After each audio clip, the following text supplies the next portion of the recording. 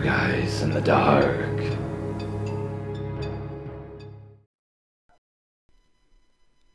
I was a sophomore in high school. We hooked up once. We didn't have sex, just third base. It was whatever, and he left. I was like, I'm not even interested in him. We didn't speak after that. But several months later, I went to this event for this rap group where they were doing a signing, and I'm standing in line with my friend. He comes up to me out of nowhere and is like, "Oh, you're not talking to me anymore? Is that how you really feel?" I was like, "Yeah, I'm sorry, but don't think anything of it." Then he started Facebooking, messaging me all the time, like, "Hey, how are you doing?" For the longest time, I didn't respond to him. I don't know why I didn't go ahead and just block him. I feel like blocking is such an extreme measure.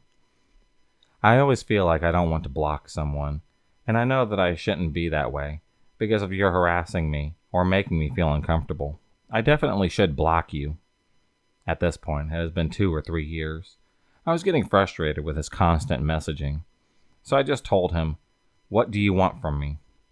He said, "Oh, I'm going through names in my phone, and I came across yours. I just want to connect with you once again. There's a lot of things going on in my life, yada yada." I was like, "I just really don't care." In a nicer way, he was just like, "Oh, just give me a chance. Can I set up a time to talk to you?" At this point, I realized that he didn't get it, so I just deleted him as a friend so that he couldn't message me. This was before Facebook allowed you to message people you weren't friends with, but he was relentless. He found all of my social media profiles, my Instagram, Tumblr. I have 3 different email accounts for different purposes, and he found all of them, would send me creepy, weird emails. He would also use capital and lowercase letters like a ransom note spelling out, "Can we meet? Can we talk?" I just ignored them. So years later, I had moved. I'm walking down the street, and I see someone coming down my neighbor's doorstep and going to my house. I'm thinking maybe it's someone selling candy, or maybe a Girl Scout. I was ready to be like, "Snap, don't solicit in front of my house." So I walked up with all the authority like, "Can I help you?" And then I see that it's him. I froze. He seemed nervous, so I was nervous as well. All I could say was, "It's been 6 years. How do you even know where the fuck I live?" I was so scared. The one thing that I do remember clearly was him saying, "You're the only person who I can connect with." Mind you, we only knew each other for 1 week in high school, and here he was, 6 years later. He had been ringing doorbells asking for me. It was very unlucky that I was coming home when he was walking up. At that point, I had confirmed for him that I lived there. I really didn't know what to do, so I'm just there, awkwardly smiling at him. That smile that's like, I don't want to anger you, but I'm also not okay with this situation. He then asks me, "Can I get your number?" And I literally don't know what to say or what to do. I didn't want to upset him, so I just said, "Well, it's not really a good time." He just kept pushing me. He was like, "Well, we can talk later. Maybe you can tell me a good time." He had his flip phone with the number taped on the back, and he just gives me that number. I did type it down because I was like, I'm just giving this to the police. He kept talking to me, but I just backed slowly into the house and then closed the door. I was really shaken up. I started crying. I called the police, and they took a statement, said that they couldn't even really help me because he hadn't physically threatened me. The very next day, I had an appointment with my therapist. She confirmed that he had definitely crossed a line, which I needed to hear from someone. When I got home from therapy, my brother told me that my stalker was sitting on the porch, just waiting for me. So then my brother blamed me. He told me that I should have been more forceful, and that I was just too nice. But that's so easy for him to say as a man. Women are taught that they have to be nice.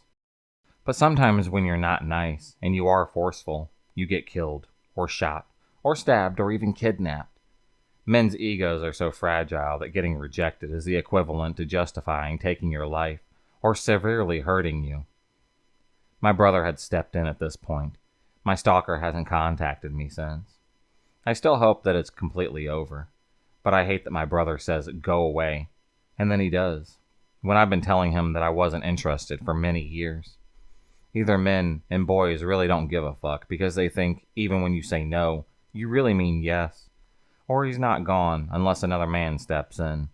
And both of those situations are hard pills to swallow. I mean, there are times where he would even wait for me, or at least I think he would be waiting for me. He was sort of parallel walk next to me. A lot of times during those years, I would even notice that he would be in a crowd of people, or he'd be on the other side of the room just staring at me back then. It really did creep me out. You know, the scariest feeling is when you feel like you can't tell anyone because they'll think that you're just freaking out over absolutely nothing, and you feel unsafe about everything. The social media lurking can grab you sometimes. It's just another reminder that they are constantly watching you no matter what you do. During all of this, I had so many moments that would slow down, and you just can't believe it, but it's still happening right in front of you. I just hope that somebody learns from my mistakes and doesn't let this drone on like I did. My name is Molly. I'm a late 20s writer living in Virginia. I grew up here, only pretend to hate my accent. I love to travel. I love reading, makeup, all the wonderful things. I was stalked when I was 17. It lasted for nearly a year. It started the summer right before my senior year of high school, and it didn't end until I was in my first year of college. I had known the guy who had stalked me since the 4th grade. We were both on the cross-country team. We hung out with the same people. We were good friends for the last couple of years leading up until he started acting pretty strange. He definitely considered me his best friend. He was a year older than I was, so he had just graduated and was headed to college when he lost it, and then things started. I think something about moving away had affected him and helped set him off mentally. It actually began with him telling me something about a party a little bit down the road. He lived out in the country. We drove to the house. There was no one home. What followed was sexual assault. The odd thing about my story is that it begins with sexual assault and then turns into stalking afterwards. I didn't deal with it very well. My parents and I did as much as we could to get the law involved. Got a restraining order. Unfortunately, right after the assault, I had came home, told no one, and did nothing about it. So there wasn't a lot the police that could do without any kind of evidence. Although he did leave these really disgusting letters in my car about what he'd done to me during the assault, but that wasn't enough evidence for them. The peak of the stalking was the winter when he started coming into the house and watching me sleep. After a few weekends of feeling like I was crazy for feeling like someone was in my house, I actually woke up with him standing in the doorway of the bedroom. This was about 4 months after the assault had happened. My nerves were shot. Even though it probably wasn't the smartest thing to do, my fight or flight had kicked into gear. I ended up chasing him out of the house. I'm not sure what I would have done if I'd caught him. I think by then I was at my wit's end. So I believed that at that point I would be able to hurt him. If only I could get my hands on him. By that point, I was really starting to deal with the assault. I'd almost completely stopped eating before my nerves were shot, and I wasn't sleeping much, as you'd imagine.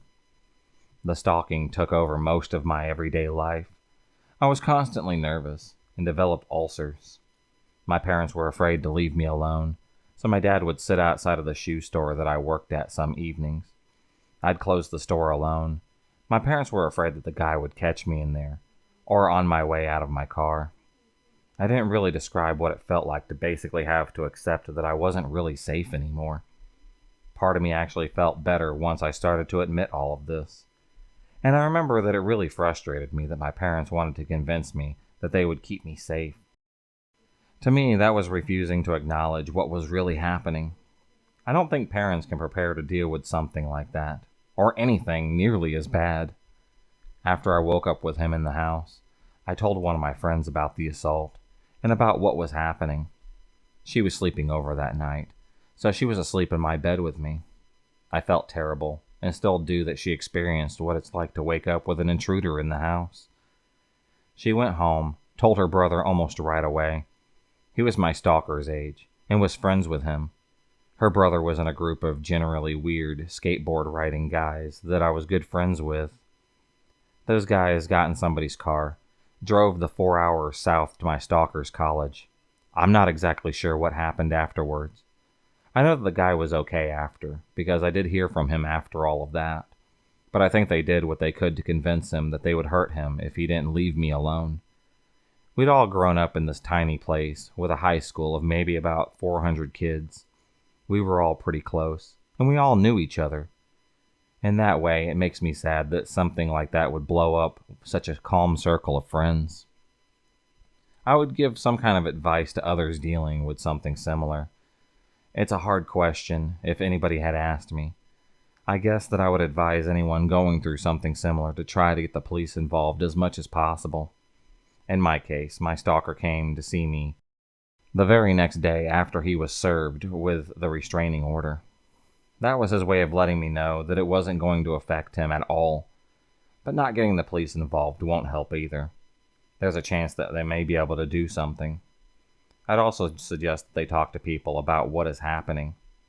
My not talking to anybody about it only left me feeling more crazy and isolated about the whole thing. Everything got harder once my friends knew what was happening, but it also made what was happening more real to me, and in a good way, mind you. I think we sometimes have a tendency to try to keep something from being entirely real by just not telling anyone about it. If you enjoyed this video, please subscribe, like, and hit the bell for notifications on future videos and become a stalker of the night. And I'll see you next time.